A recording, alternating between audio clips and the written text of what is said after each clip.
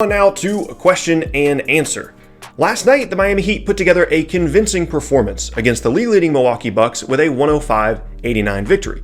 Giannis Ant struggled with just 13 points, a season low, on 6 for 18 shooting, with Kris Middleton not being much help either, going 4 for 16 from the field for just 12 points.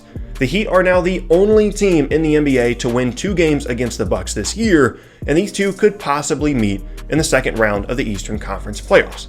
Should Bucks fans be worried that the Miami Heat have figured out the secret recipe for beating Milwaukee?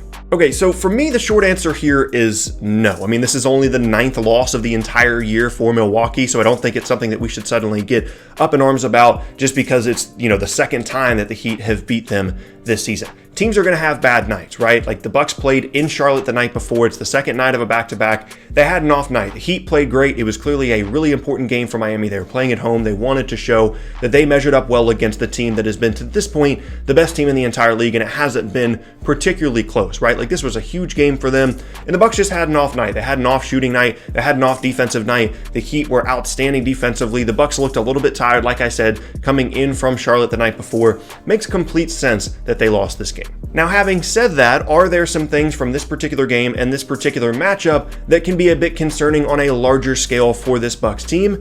Absolutely. It looks like the Miami Heat have a really interesting combination of defenders to deal with Giannis Ant and Kris Middleton and the other guys on this Bucks roster. You have Jimmy Butler, you have Bam Adebayo, who was fantastic last night. Those guys are going to be a tough matchup for the Bucks, and it makes sense matchup to matchup and defensively for this Heat team to give the Bucks some problems, right? And the other part of this is just the shot making. The Heat made a ton of shots last night, and in 7 of the Bucks' 9 losses this season, they've been outshot from three-point range. That's the recipe, as I've outlined in previous videos, in order to potentially upset this Bucks team in the postseason. They rely so much on the three-point shot, and they give up so many three-point shot attempts to the other team because of the way that their defense is set up, that is one way that they are susceptible. And if you outshoot them from 3 and you limit their advantage there that they typically have on any given night, they can definitely have some issues with any given team. And like I said, that's just the way that they play defense. They protect the rim first, they drop in pick and rolls, and if you can knock down shots like the Heat did last night, then you can give them some problems. Now, whether that's sustainable or not is absolutely debatable.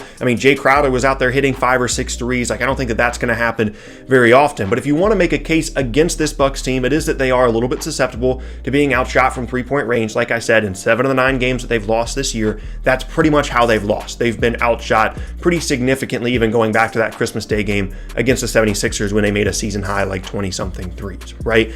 But on the other hand, are teams really going to get that hot for an entire series? If they do, then the Bucks probably didn't have much of a chance regardless, and many teams don't if you're going to be playing a team that's going to be hitting between 15 and 20 threes every single game in a postseason series. So I wouldn't necessarily say that the Heat have figured out some secret recipe to defeating the Bucks, but I think more so this reveals on a more national level, on a more regarded level, that hey, there is a way to beat this Bucks team. If you can outshoot them, because that is one of their biggest advantages, then it's going to be a problem. Now, having said that, looking at the game itself, the Bucks played this like they have all of their regular season games. Giannis played like 33 minutes. Kris Middleton played like 29. They didn't play these guys playoff minutes. They're not going to push for some big win in Miami that's only their 9th loss of the year here at the beginning of March, right? Like they're more focused on the postseason. They're going to rest their guys. They're not going to do anything out of the norm just to try and win one game in the beginning of March. And so maybe this game looks different if you're playing Giannis 38 minutes and Kris Middleton's playing more. The shooting stuff is concerning, but I don't necessarily think that it's anything that the Heat have suddenly figured out